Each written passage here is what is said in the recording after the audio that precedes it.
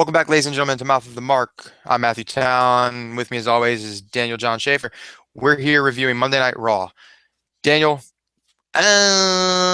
really a lackluster Raw. I mean, we're going to get right into it here. As good of a pay-per-view as Payback was, I feel really let down, an hour after Raw went off the air.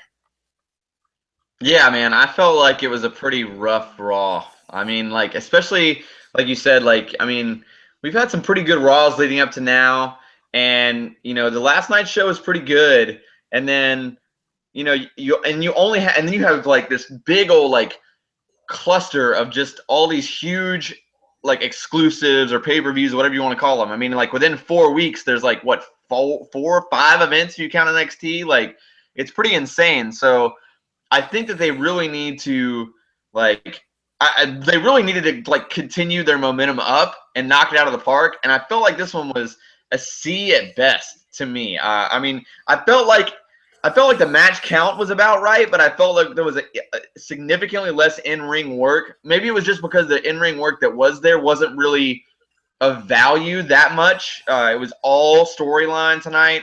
And I understand maybe that's just them overloading this Raw, hopefully, with storyline, so that way they can build for the rest of the week. Because I know we only have one more Raw, but still, I mean, I felt like you could have told a lot more stories. You could have that in-ring time could have been better tonight, and it wasn't. The best story that was told tonight, and God forbid I'm saying this in 2015, the best story of the night was all the tag team runs, because it actually meant something, because all of these tag teams are going to be in the Elimination Chamber at Elimination Chamber.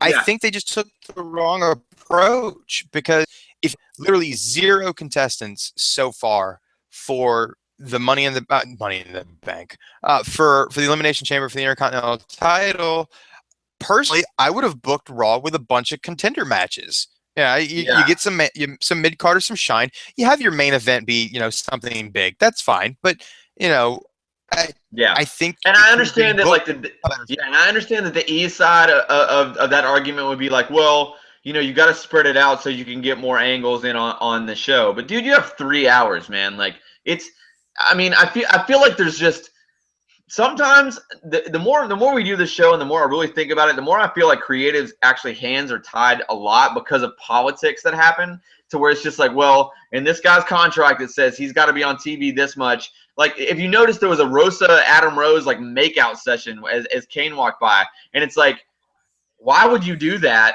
Like, and then him not have any like involvement in the Fandango match, which was right after that commercial. It just felt like it's like creatives like, oh yeah, well, we got to get this guy on TV, even though it hurts. Because I'm sure at the time on paper it's like, oh well, this way I can get this point across and I can get all these people involved and it won't hurt my point, but it does hurt the point. You know what I mean? Like, I just feel like the Right. creative is so like chaotic right now, just so chaotic. They're following the same formula of, at the top of every hour, you're being reminded of the world title storyline. And that's fine if that's going to be your focal point for your next show, but it's not. The two Elimination Chamber matches are the focal point of the next show. So realistically, I mean, you can eliminate the Eric Rowan and Luke Harper against Zack Ryder and Fandango. You can eliminate that, because honestly, I was surprised by how much time it got. I Yeah. was surprised that Fandango and Zack Ryder got any offense in at all. So you can get rid of that. Okay, whatever, no big deal. I'd say get rid of the Divas title rematch, but you needed to get Paige back on TV. So I understand the point of that. But you could Agreed. have just done like a beatdown and then the Paige save. You know what I Agreed. mean? Yeah. You could do something else. But I think tonight should have been more focused on your Intercontinental title participants and your tag team title participants. They did good with one, because the tag team title rematch made sense because of the questionable ending. The DQ finish made sense because New Day had to hold on to the titles. And then all the teams came out. It told a story, because now what all teams are in that match. And you don't have to have like Michael Cole and Stephanie McMahon saying, well, this person's in this match and this person's in this match. Now these people are in this match. Oh, by the way, you're the last person in this match. I mean, they could have done it so much better without all the bullshit they did. Yeah. But that's, yeah, that's the mark in us, I guess. No, I Um, get it. Yeah. you know, uh, the ring work, man. Highlight of the night, I mean, match of the night for me really was Bray Wyatt and Dean Ambrose, and I had that losing points because of the finish. I mean, I get the finish. We talked about this a little bit when it happened. I get the finish to where nobody loses steam because you know Ambrose is going to get a title shot, and you know Wyatt's going to stay looking strong. That's fine. Yeah. Just I don't the loss for either guy would have hurt them that bad. You know what I mean? Because they have history. Yeah. They've gone back and forth before. So yeah, I don't think it would have hurt either of them because clearly they're both top level competitors. So I don't know. I wish it would have been a little bit better on the finish, but that was match of the night. And the sad part is I mean, it wasn't stellar. It was a good match, but it wasn't There was some on really any good other chain night. work in the beginning of that match, though. I felt like Yeah, the chain work was really good. I love that Ambrose went for that rebound clothesline and Bryant damn near took his head off. That was a good spot there. And like I'm really hoping that the J&J involvement with Seth Rollins and everything was just there to further the Ambrose Rollins thing.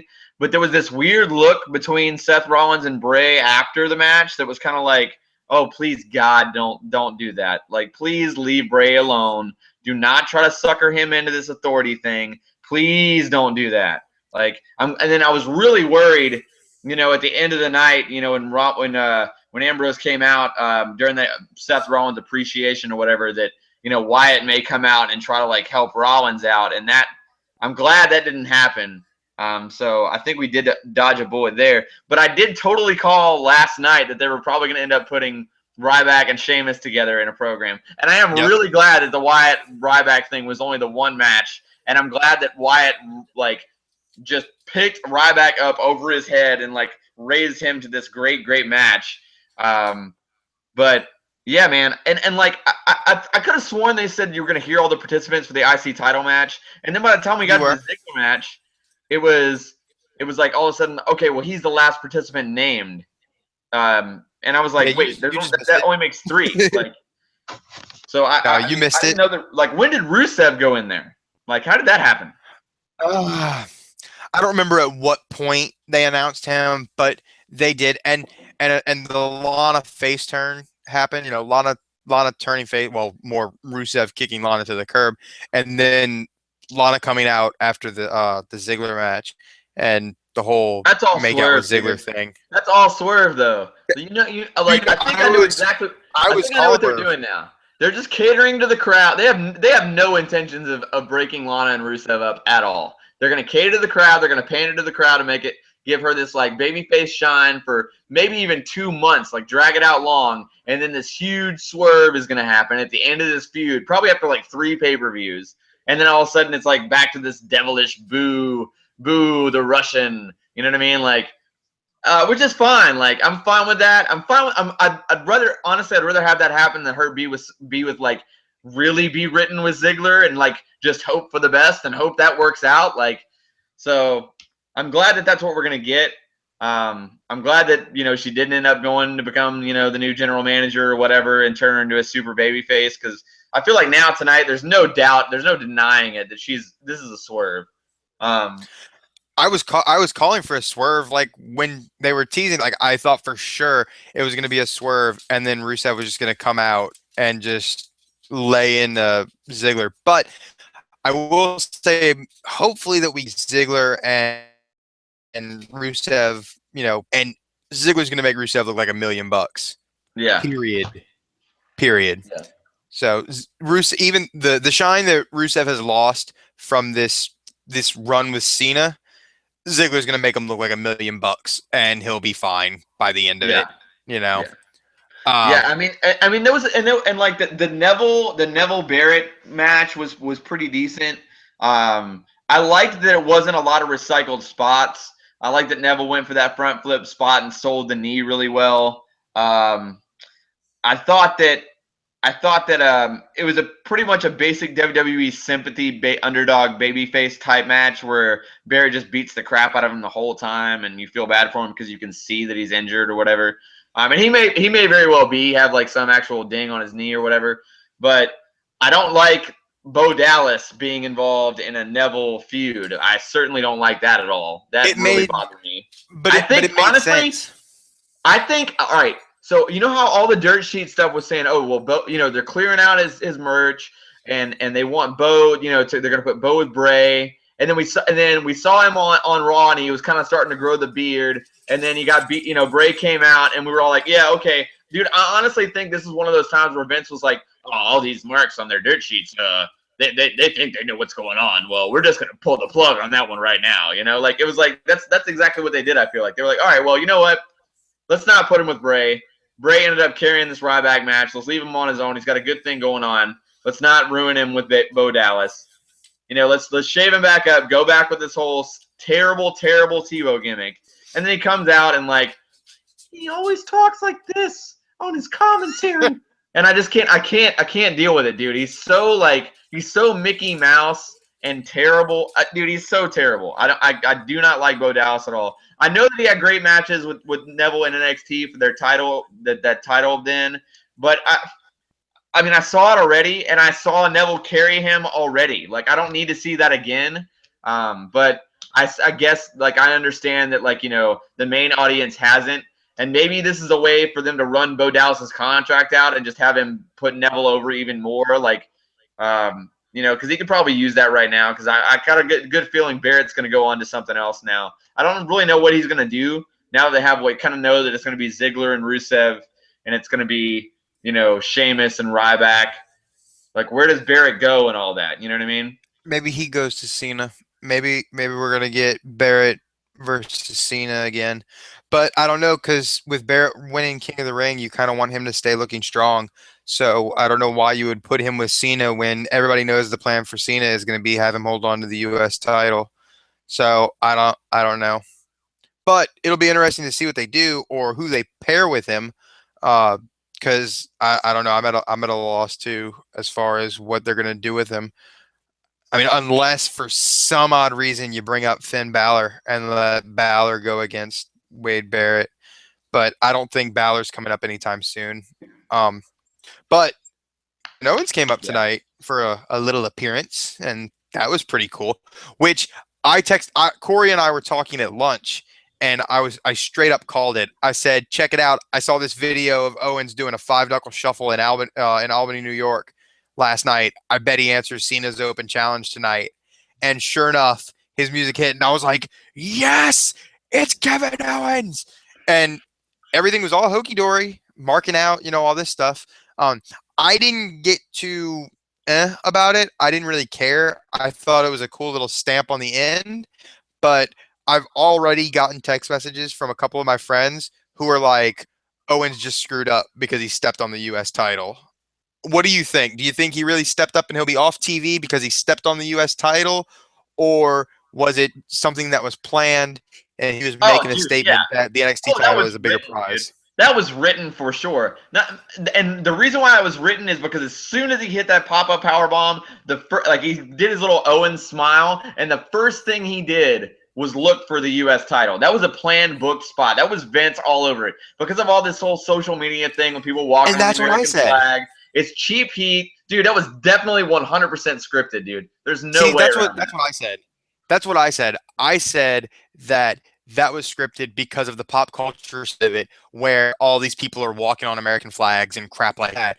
The counter argument to that is that Big Show pulled down a Russian flag due to pop culture, and then WWE had to issue an apology the following week. But So it's a title. It's not a right, flag. It's a title. that's what I said. It's a title and not a flag. I'm hoping. I just hope that Owens doesn't take the brunt of this for something that was obviously scripted. Well, he's obviously not because they're calling him up, dude. And I'm calling this right now. There's going to be some kind of Cena involvement at Takeover. Maybe not like a run-in. There might be his music. There might be even after the main event happens, like have Cena come out and do a stare down in the last 2 minutes or 1 minute of the show. But he will be a Takeover, and Sami Zayn is now going over for sure to me. You think because he's hurt or because they're unsure how hurt he is, he's going to win at NXT and stay protected through NXT tapings for the next couple of months Yep. to where he can heal up and then they bring Owens up instead? Yep. That'd be cool. I'm super excited for Cena versus Owens at Elimination Chamber. I almost said Extreme Rules like a dumbass, but I'm super excited for Cena versus Owens. Like I'm really excited. The little punchline where he was like, "I've been doing this longer than you. You don't get to give me veteran advice." I loved it. I loved the whole damn segment. It was perfect. That was segment of the night. I don't give a damn about anything else. The mark in me says that was segment of the night. Yeah, no, that was good. It was awesome. I thought that, yeah, that was segment of the night for sure. I'm glad that, I'm glad that it all happened the way. I'm glad he didn't answer the challenge, and and Vince didn't make an NXT guy do a job right before the special. Yeah. I mean, part of me hurt because I was like, oh no, he's gonna job and he's got a title match on Wednesday. But I'm glad it was a promo, and I'm glad he said no. I thought that's all it was gonna be, and I thought when he said we'll fight soon. I didn't think it was going to be I didn't think it was going to be this soon. I thought they might even build for SummerSlam and you wouldn't see Owens for a while, and then have Owens cost him the match in some kind of open challenge. You know what I mean? That way they can get the title off him and just have an Owens Cena feud. But maybe that will still happen. You know what I mean? Maybe he's going to beat Owens at Elimination Chamber. He's going to beat him. So he's going to beat Owens at Elimination Chamber, and then you go back. Then you put Owens back in NXT after give Zayn a few weeks to heal, have another build up with that, end that off finally, and then have Owens come out and finally cost Cena the U.S. title. I think that's probably what will end up happening. I think that could happen. I hope that Zayn isn't hurt bad enough that it stops that from happening, because the problem there is who carries NXT at that point? I mean, you let Finn Balor carry NXT at that point. I know he said that he's in no rush to be moved up. Tyler but he also said, "Oh well, as a heel, yeah, but I don't see Tyler Breeze turning face." Okay. Okay. You got other faces. But I mean, Baron Corbin, I know the guy that you're pulling up, and you've got dude, you got plenty of guys that you can use that are signed that haven't even made their NXT debut yet. You know what I mean? That Uhaa Nation dough. Yeah, there you go. He's gonna be face for sure. Oh yeah, and Joe. When Joe shows up, Joe's gonna be face. But that's the thing. I don't want Owens to come up that fast because I want to see Joe versus Owens. I do, because it's technically a carbon copy of each other, just facing each other. It's like standing in front of a mirror, So I really want to see that in NXT, because I know in NXT maybe they still do that. Maybe they were like, you know what? Hey, we got this big special coming up. It's a 2-week show. It's only the Elimination Chamber is only on the network. It's not on pay-per-view. So I feel like on this one they were like, all right, you know what? Let's get this guy a match. Let's have this whole thing go down. Let's have Cena beat him clean, and then put him back in NXT for another 3-4 months, do a big tour with him, and then maybe at SummerSlam have him cost him the U.S. title, or you know what I mean? Yeah, something gimmicky, obviously, but yeah, I get it. What do you think about Dean Ambrose being the #1 contender after the Architect of a Dream segment to end Raw? I thought it was a good segment, and I think that it's going to be, like I said, I am growing on Ambrose. But honestly, it's I know a lot of the marks are like, oh well, yeah, now you're finally getting on board, but that's not it at all. I feel like he's actually gotten more WWE, and he's definitely gone more WWE style in the last 3 to 4 months. That's what I'm saying, and it's working for him. It's working well. And that's the thing too. It's not like I'm just this WWE mark. I watch Ring of Honor. I like good in-ring wrestling. I've been watching wrestling since the late 80s. Like one of my first memories is watching wrestling. So I understand like the whole like Mark thing. Well, he's a great wrestler. It's like, okay, well that's great. But like his gimmick was, I understand why it was so over the top for the indies, because your camera angles, your lighting is different, and you have to be real almost cartoony to even get the crazy across. But when you have like 1080p, twice a week and then once a month on Sunday, like, dude. And I like that, like his promo tonight with that whole like crashing the little champagne segment. Probably my favorite Ambrose promo of all. Why? Because he didn't like act like he was faking a Tourette's seizure. He was just Dean Ambrose, not trying to be crazy. Like I It enjoyed was that. It simple. was good. It was simple. It was simple. You know, bucking authority. It was a simple kind of cheap pop segment, and I thought it was great. I don't think it was I don't think it was his best segment, but I like the crazy shit. So whatever. I do think though that the end segment where he almost did to Rollins what Rollins did to him, but kind of with a chair. I thought that was kind of cool, and like how that led to him getting a title match. So I I think I mean, obviously the two guys had stellar matches when they faced before in their little series. And I mean, Rollins is going to go over, but it's going to be a good match regardless because these two guys put on such a show in their feud that Orton and Cena, either they made the decision or the decision was made for them that they were not the main event of Hell in a Cell. Seth Rollins and Dean Ambrose was the main event of Hell in a Cell.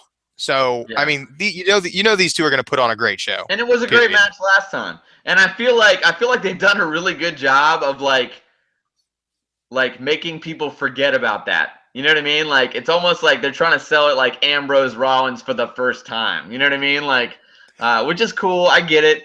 Well, it's the first time for them both as main event players because then Rollins only had Money in the Bank and he was technically in that mid card range. It's just he was with the Authority. yeah. Is So, it sad? Is it sad that I got like a little excited when they were showing like that package that like they were actually going to bring the curb stop back because they were like, you know what, screw it, we've got this but outcry they didn't about even it. show it. That was the first thing I I thought know, when they I know, showed. but when they did, I was like, ooh, maybe they'll show it and he'll start doing it again. Because I saw that they had cut it out of all their other video stuff, and I was like, oh, maybe they'll show it this time. Maybe they'll show it this time, and then they didn't show it. And all Hey, they have showed you was the gone before and back? after. Have you gone back to like WrestleMania 31 or like any of the other Raw replays on the network and tried to watch a curb stomp? Have they cut all that out? Have they edited that out? I'd like to know that. I don't know. Maybe we'll have to look, or maybe someone can look in. Maybe out of the 30 people that maybe watch these videos, Yeah, the our true small marks out there, keeping it our alive. small select audience. Yeah, But that'd be interesting to see. I don't think they've cut it from live or raw footage. But I mean, wouldn't it be awkward to see you know Rollins going for a curb stomp, but suddenly it skips and he's in midair and Orton drops him with an RKO? Like yeah, wouldn't that just be awkward? Because he's yeah. technically going for the curb stomp. So like Right. I don't think they cut it from anything. It's just from that point moving forward, they've edited it out and things like that. So, meh.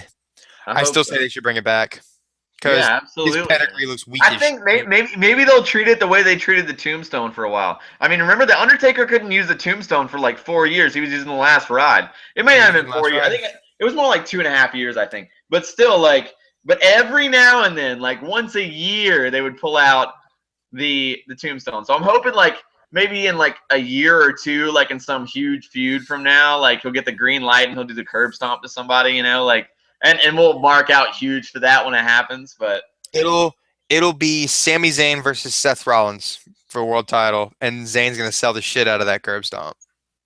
yeah, he will. Yeah, he will. I agree. Or someone crazy like that. It's I mean, because let's be real here.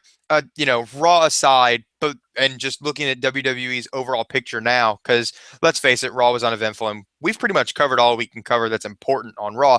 Yeah, But if you look at the scene now for WWE, look how it's changed. Indie guys are the big thing in WWE now. Like it's not the big Batista, Brock Lesnar, Ryback, Roman Reigns. They're not the big marquee guys carrying, the main event picture anymore. It's not these superstars. It's the guys that look like normal people. I mean, It's Triple H was pro right. wrestlers. It's pro Right. wrestlers. Right. Right. But Triple H was right whenever he said it's the reality era now, because it's not, we've moved past this superstar or this larger than life idea. They like to market it, but let's be real. The guys that everybody gets behind and the guys that make the best people to watch are normal guys. They're normal size guys. They're not giants. They're not, roided up huge dudes. They're normal guys. I don't know, man. I don't know, dude. I think that we're just, dude. Honestly, I think the pro wrestling business is like the music business or movies or any other form of entertainment, and it's just peaks and valleys. Like there's times in the movie industry where indie movies are more popular, and then there's times when like The Avengers is number one movie. You know what I mean? Like the polar opposite. So it's, same thing with music. There's times when it's like, super super pop and crispy clean, and there's times where like the poppiest like the biggest thing in the world is a heavy rock band, so like it just goes in peaks and valleys. And I think that right now you're right, like that reality thing is kind of coming back, kind of similar to like the early like the 2 years right before the real attitude era, like 96 97, where it was like you could see people coming out of the characters, but it wasn't quite attitude yet. Like I think that's kind of where we're at right now. But I do feel like you're kind of wrong. Like I think the days of like the larger than life, like people like, dude, John Cena is what we've had, and he's done a great job, but he's still not The Rock. He's still not Hulk Hogan. He's still not Stone Cold Steve Austin. Well, he might be a Hulk Hogan. I'll give him Hulk Hogan. But I feel like there's still going to be one, if not two or three at one time, of larger than life, like a Stone Cold and a Rock and a Triple H all at one time. You know what I mean? Like that will happen again. I really do believe that will happen again, but it will happen after Vince McMahon is dead and gone, honestly. Well, I mean, we know it's going to happen again, and I agree with the whole waves thing. You're going with the flow. What I more mean is like the current landscape of WWE is in this reality phase. I'm not saying that like never again will a roided up jack guy like Ryback, be the guy in WWE. I'm not saying never again will we have somebody like Goldberg or Stone Cold or The Rock or, like these big guys who are just main event and carrying companies. I'm not saying that. I'm just saying that at this point, the guys that are going to be carrying the company are pro wrestlers who are learning WWE style. I mean, that's all I'm saying. Yeah, no, I agree. I mean, yeah, like 96, 97. I mean, if you look at those years, who had the world title during those years? Bret Hart, Shawn Michaels. Those are the two main guys. The Undertaker.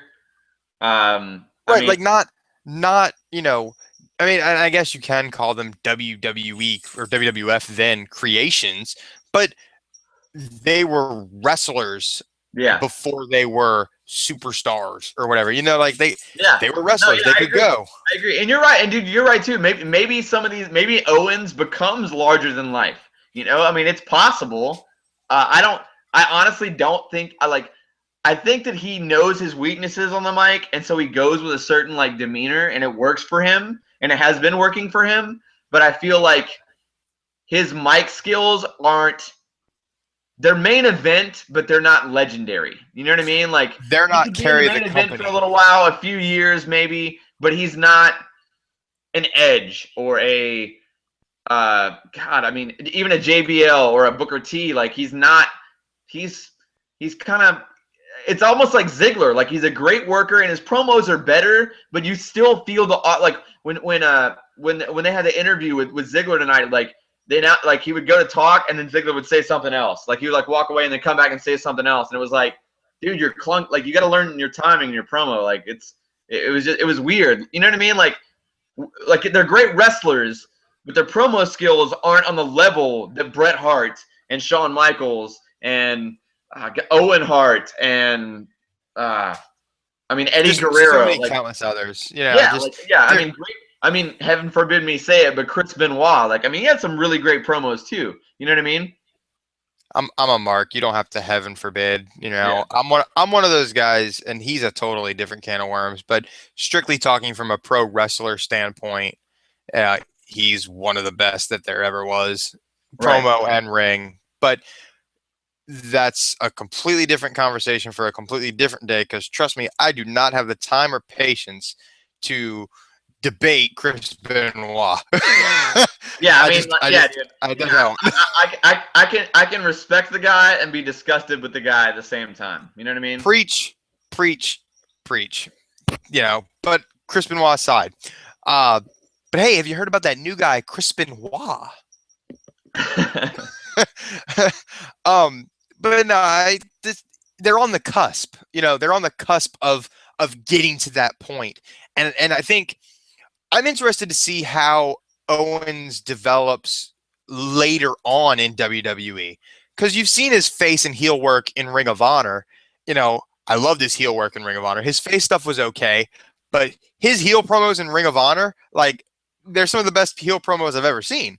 But Yeah. he just because he points in Ring of Honor, it's different because like he can point out and say like, oh, when Sami Zayn beat, or when El Generico beat me and sent me packing from Ring of Honor, you ate that shit up. But now that I'm back, you're trying to cheer me? Fuck you guys. Like he would straight do that shit. So, he can't do that in WWE. So I want to see where he goes when he has to do those dimensional promos, because Yeah. that's a big thing. Yeah. That's a big deal in WWE. Yeah, dude, and I honestly, and dude, like, I feel the same way about like, dude, I agree with every point you've just made. But I also, like, part of me feels torn with how these NXT guys are coming up, and I feel like they're coming up quicker than they were in years past. Maybe it's just me, and maybe now that I've like really dived into like trying to be good at this podcast thing, I've been really dissecting everything. But I just You're feel also like, getting eyes on NXT now, and not yeah, just well, no, I mean, FCW but I've being always around. watched NXT. I mean, I've been watching NXT for years since it's been around. Since it was on Hulu. Like, so, I mean, that.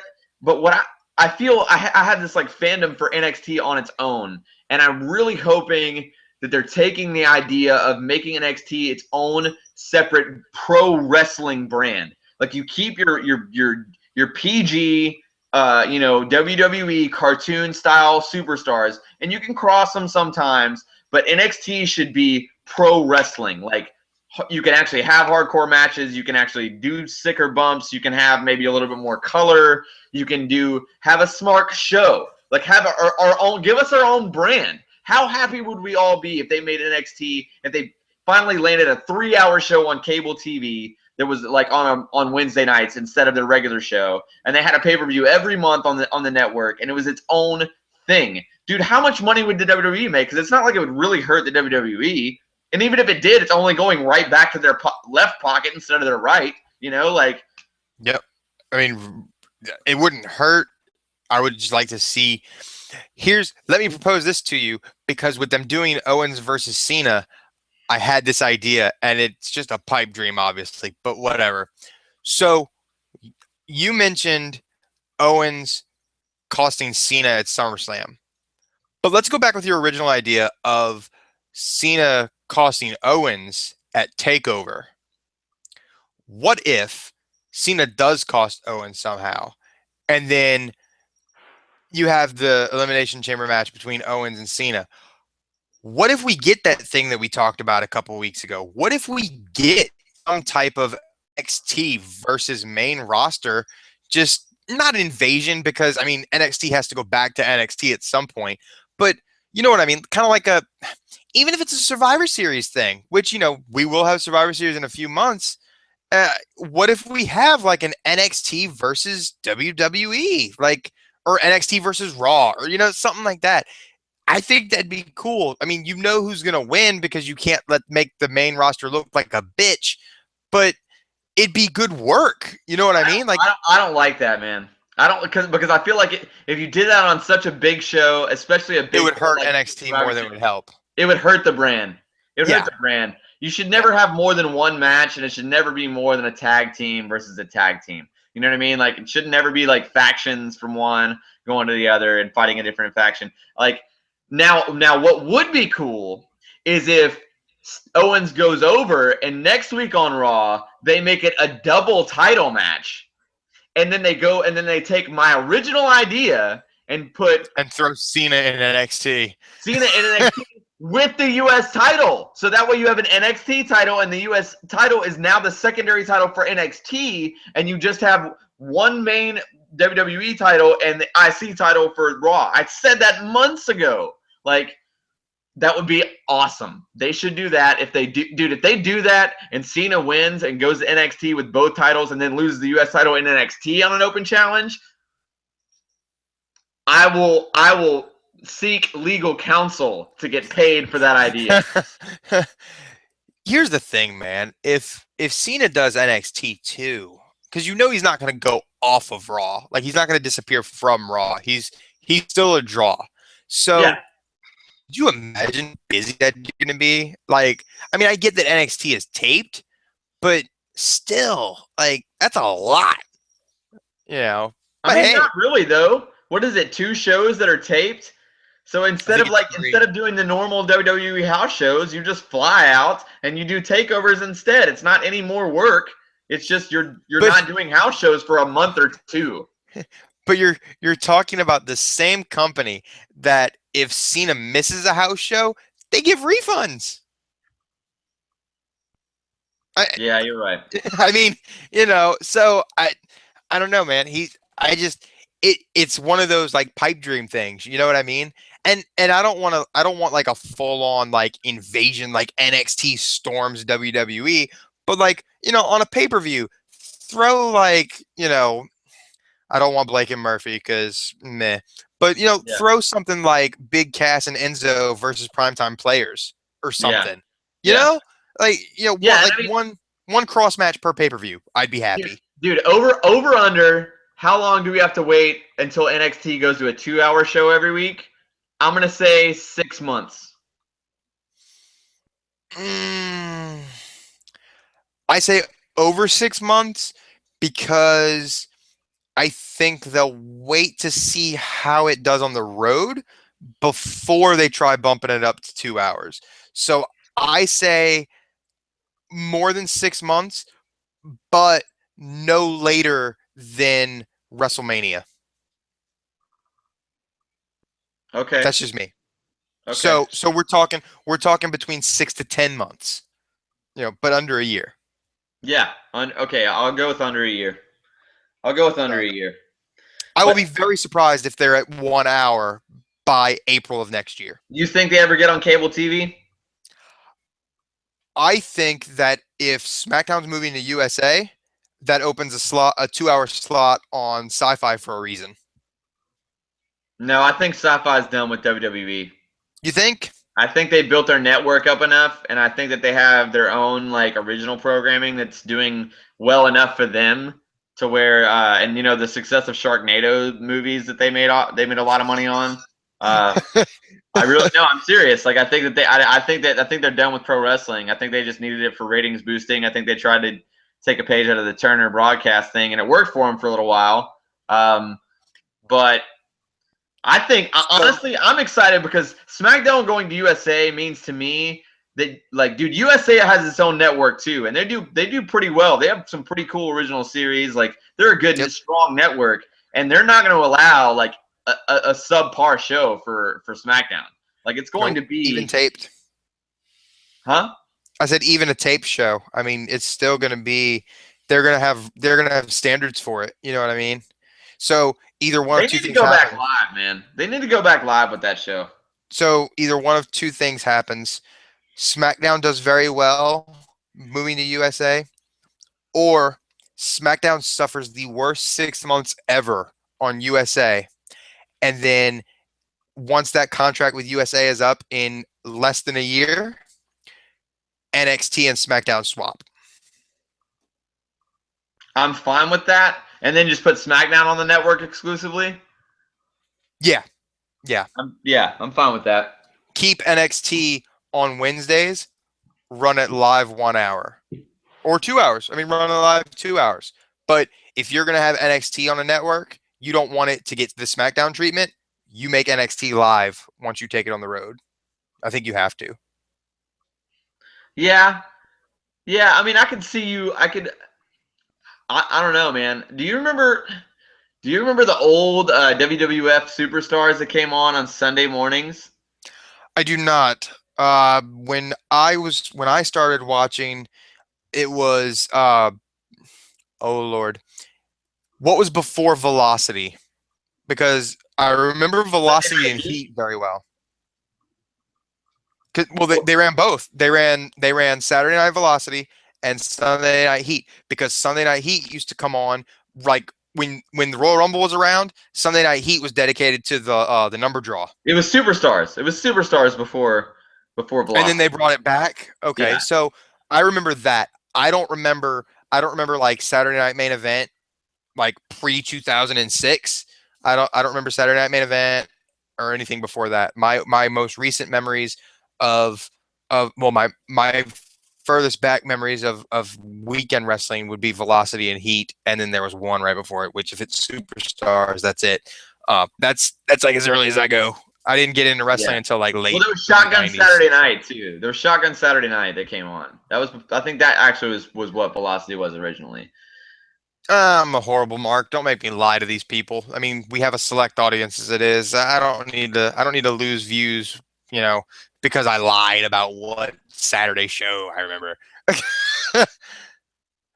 Yeah. But, I do think in the long run NXT will be on cable, and I do think that it will be the number 2 wrestling show on TV. NXT will top TNA, and TNA guys will try to jump to NXT. Yeah. And I think they should. I think some of them should. I would love to see AJ Austin Styles. Aries. I would love to see AJ Styles in NXT, man. Austin Aries in Austin Aries NXT. for sure would be good. As I said last night, Diet Triple H in NXT would be good for business.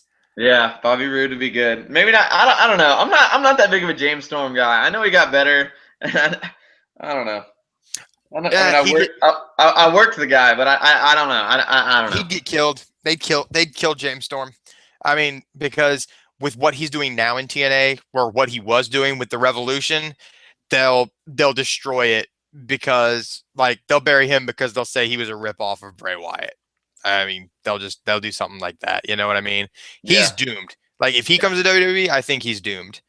But I think Bobby Roode, Austin Aries, uh, I really wish they would have done something with Low Key when Low Key came to WWE. But I mean, you know, he kind of screwed himself, I guess. yeah, yeah. He the talked a whole, lot. the whole total nonstop action line on NXT 2 kind of killed him from the beginning, but I loved it. Yeah, So, yeah, but big plans ahead for NXT, I think. And, it's funny that we're reviewing a Raw, but we had more positive things to talk about NXT than we did this lackluster Raw we did. after a great Payback And we pay-per-view. got Big Brad on the show. Big Brad's gonna be on the show this Wednesday night. That's right. That's right. 2 nights from now. 2 nights from now. Mouth of the Mark and Big Brad from GeekBattleRoyale.com right here reviewing NXT TakeOver Unstoppable. Join us in 2 nights. We'll be back. Peace.